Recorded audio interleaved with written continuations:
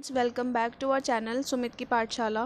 Friends, today I will explain you a novel और उस novel का नाम है हार्ट ऑफ डार्कनेस, जो लिखी है जोसेफ कॉनरेड ने।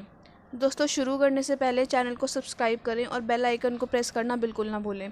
तो चलिए स्टार्ट करते हैं।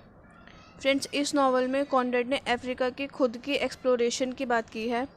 इस नॉवल में कॉनरेड ने अपना पोर्ट्रेयल चार्ल्स मार्लो नाम के कैरेक्टर के ज़रिए किया है। दूसरे वर्ड्स में कहूँ तो चार्ल्स मार्लो का इस नॉवल में जो भी कैरेक्टर प्ले रहा है वो कॉनरेड की रियल लाइफ से इंस्पायर्ड है। फ्रेंड्स, ये नॉवल वैसे तो 1902 में पब्लिश हुई थी, पर 1899 में इस पर एक सीरियल भी बना था। इस नॉवल की नरेटिव टेक्निक फ्रेम नरेटिव है, जिसको नरेटिव विद इन नरेटिव भी कहा जाता है। इस नरेटिव टेक्निक में नरेटर स्टोरी में खुद को इन्वॉल्व नहीं करता और खुद को एक दूरी पर रखता है, जिससे वो स्टोरी हमें यानी रीडर्स को बता सके। फ्रेम नरेटिव में नरेटर फ्रेम बनाता है और स्टोरी की शुरुआत खुद करता है और धीरे धीरे अपनी नरेशन किसी और नरेटर को हैंड ओवर कर देता है, और जब स्टोरी एंड होने वाली होती है तो वो फिर से नरेशन खुद करने लगता है। सबसे पहले मैं आपको इस नॉवल की आउटलाइन स्टोरी बता दूं, फिर ये स्टोरी डिटेल में भी पढ़ेंगे। इस नॉवल का प्रोटैगनिस्ट यानी मुख्य किरदार है चार्ल्स मार्लो, जो कि नॉवल का एक इमेजिनरी नरेटर है जो कॉनरेड की पर्सनल एक्सपीरियंस से कॉनरेड ने क्रिएट किया है। मार्लो एक रिटायर्ड इंग्लिश सेलर है जो कॉनरेड को रिसेंबल करता है। मार्लो को कॉनरेड का माउथ पीस रिगार्ड किया गया है क्योंकि कॉनरेड की स्टोरी रिप्रेजेंट मार्लो कर रहा है। मार्लो एक स्टीम बोट पे एज ए कैप्टन काम कर रहा है जो कि कॉन्गो रिवर में चल रही है। ये नॉवल हमारे सामने बेल्जियन कॉलोनियल रूल के डर को पेश करती है जो कि मार्लो ने अफ्रीका में एक्सप्लोर किए हैं। अंग्रेज़ लोगों ने अफ्रीका को नष्ट किया और उनके साथ बहुत बुरा बर्ताव किया। उन्होंने अफ्रीकन्स को बंदी बनाकर रखा। ये जो बेल्जियन ट्रेडिंग कंपनीज थी वो अपने एजेंट्स को कॉन्गो रिवर भेजती थी ट्रेडिंग के लिए। इस कंपनी का काम था अफ्रीका से आइवरीज यानी हाथी के दांतों को इकट्ठा करना और उसे यूरोप में बेचना। जो आइवरीज अफ्रीका के लोगों के लिए यूज़लेस थी, बिल्कुल बेकार थी।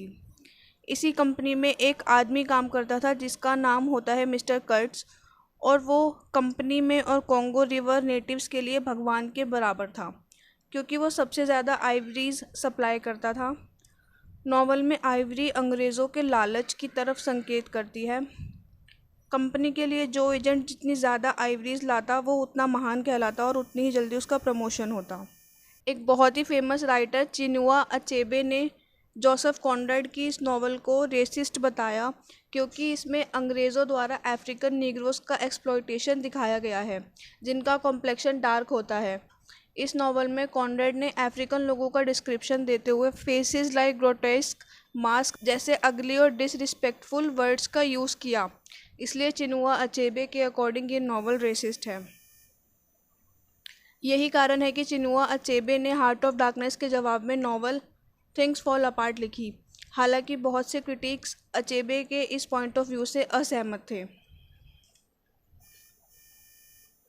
अब बात करते हैं इस नॉवल की डिटेल स्टोरी की।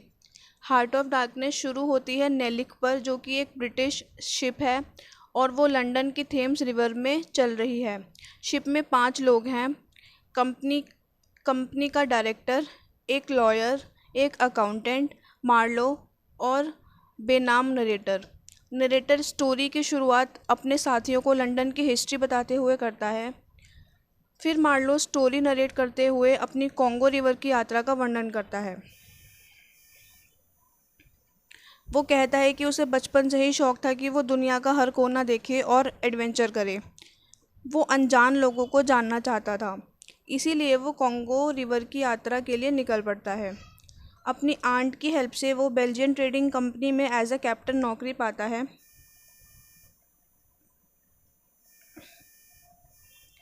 जब वो कंपनी के हेडक्वार्टर्स में जाता है तो वो 2 औरतों को देखता है जो कि बुनाई कर रही थी। उनमें से एक औरत काले और दूसरी औरत सफ़ेद रंग के ऊन से बुनाई कर रही थी। यहाँ पर काला रंग मृत्यु और सफ़ेद रंग भरोसे का प्रतीक है। काला ऊन अफ्रीकन्स की बुरी किस्मत का प्रतीक है क्योंकि यूरोपियंस के अत्याचारों की वजह से अफ्रीकन्स की लाइफ अंधकार से भर गई है। मार्लो वहाँ फिजिकल एग्जामिनेशन देता है। उसके सिर को एग्जामिन करते हुए डॉक्टर कहता है कि जब तुम अफ्रीका जाओगे तो इसमें यानी तुम्हारे दिमाग में बदलाव आएंगे, जिससे डॉक्टर का मतलब था कि अफ्रीका यूरोपियंस को पागल कर देता है। अफ्रीका जाते हुए मार्लो रास्ते में अफ्रीकन्स के साथ हो रही ज्यादतियाँ देखता है जो कि कंपनी के स्टेशंस में हो रही थी। वो देखता है कि वहाँ के नेटिव्स को यूरोपियंस द्वारा कंपनी में काम करने के लिए मजबूर किया जाता है और सबको एक साथ बेड़ियों में बांधकर रखा जाता है। उनसे ज़रूरत से ज़्यादा काम कराया जाता है। मार्लो यूरोपियंस की तानाशाही ऑब्जर्व करता है। वो देखता है 6 क्रिमिनल्स एक साथ चेन में बंधे हुए थे और वो अपनी सज़ा का इंतज़ार कर रहे थे क्योंकि उन्होंने कंपनी के कुछ लॉज तोड़े थे।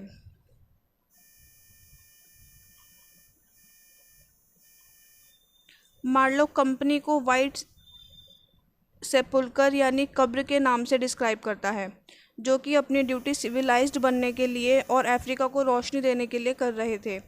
बट वो ऐसा कुछ नहीं कर रहे थे, वो बस अफ्रीका की ज़मीन और वहाँ के लोगों का फ़ायदा उठा रहे थे। मार्लो वहाँ एक अकाउंटेंट से मिलता है जिसे सिर्फ नंबर्स और फिगर्स से मतलब होता है। एक इंसिडेंट में कंपनी में एक यूरोपियन बीमार हो जाता है और अकाउंटेंट कहता है कि उसकी आवाज़ें मुझे डिस्टर्ब कर रही हैं और वो उस बीमार आदमी की कंप्लेंट कर देता है।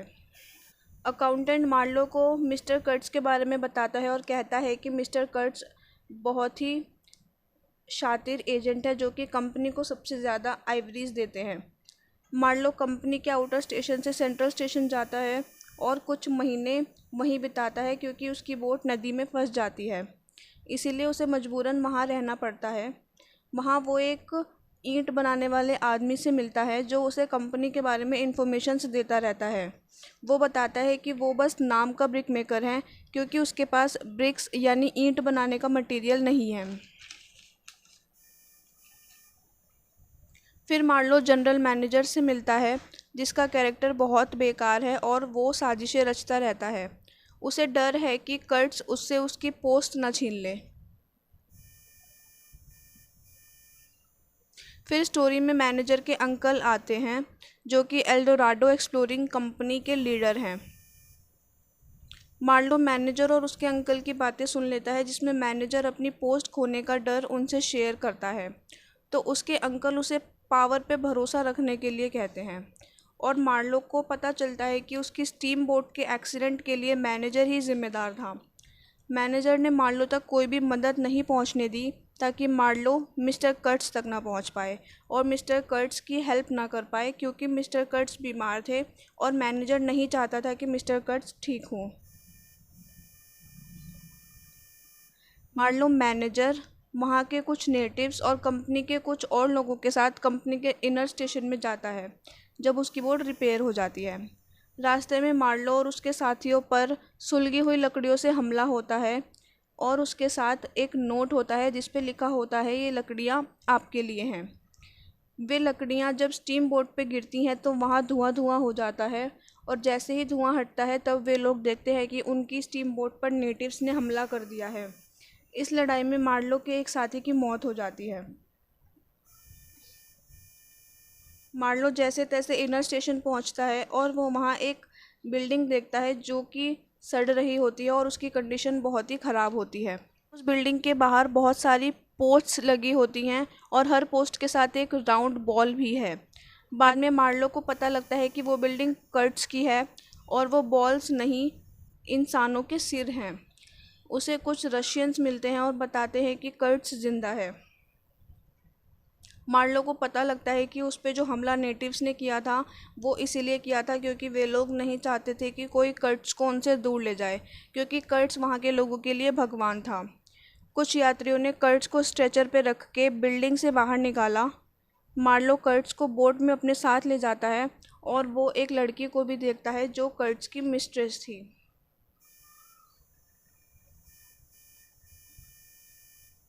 रशियंस मार्लो को बताता है कि वो कर्ट्स ही था जिसने नेटिव से मिलके मार्लो पर हमला करवाया क्योंकि वो वहाँ से नहीं जाना चाहता था। फिर कर्ट्स रात के अंधेरे में गायब हो जाता है और मार्लो उसके पैरों के निशान को फॉलो करते हुए उसे ढूंढने की कोशिश करता है। मार्लो को कर्ट्स मिल जाता है और वो उसे रोकता है और शिप में वापस चलने के लिए मनाता है। कर्ट्स मान जाता है और अगली सुबह वे लोग नदी किनारे पहुंचते हैं। कर्ट्स की तबीयत बिगड़ती जा रही थी। वो मार्लो को अपने काम करने की स्ट्रेटजीज, प्लान्स और टेक्निक्स बताता है और उसे एक डॉक्यूमेंट्स का पैकेट और फ़ोटो देता है और कहता है कि ये सब मैनेजर से दूर रखना।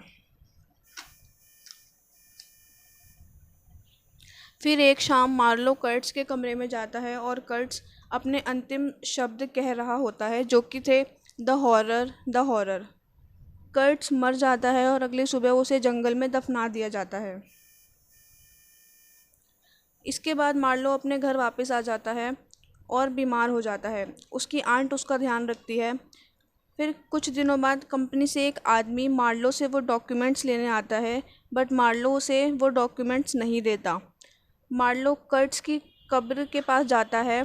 वहाँ उसे कर्ट्स की मिस्ट्रेस मिलती है और वह उससे पूछती है कि कर्ट्स के लास्ट वर्ड्स क्या थे।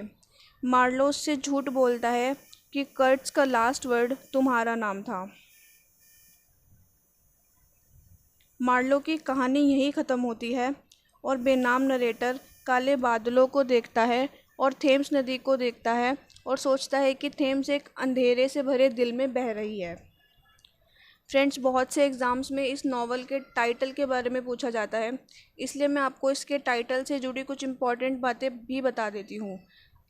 अगर इस टाइटल के लिटरल मीनिंग की बात करें तो डार्कनेस से यहाँ मतलब नावल की सेटिंग से है। कॉनरेड ने इस नावल के लिए जिस जगह को चुना है वो कॉन्गो रिवर है, जिसे अफ्रीका के कॉन्टिनेंट का दिल कहा जाता है। एक पॉइंट पर मार्लो कहता है कि कॉन्गो रिवर में सेलिंग करना समय की शुरुआत में ट्रैवल करने जैसा है। इसलिए लिटरली हार्ट वर्ड का मतलब है कॉन्टिनेंट के सेंटर जहाँ कॉन्गो है, और डार्कनेस वर्ड बताता है अफ्रीकन लोगों की आदतों और लाइफ के बारे में। इसलिए हम इस टाइटल को देख के कह सकते हैं कि इस स्टोरी के लिए ये टाइटल बिल्कुल जस्टिफाइड है, यानी अप्रोप्रिएट है, क्योंकि ये नावल मार्लो के पर्सनल एक्सपीरियंस को डिस्क्राइब करती है। तो फ्रेंड्स, ये थी novel the heart of darkness. I hope ये वीडियो आप लोगों के लिए हेल्पफुल रही होगी। वीडियो पसंद आई हो तो लाइक ज़रूर करें, अपने फ्रेंड्स एंड फैमिली के साथ शेयर करें।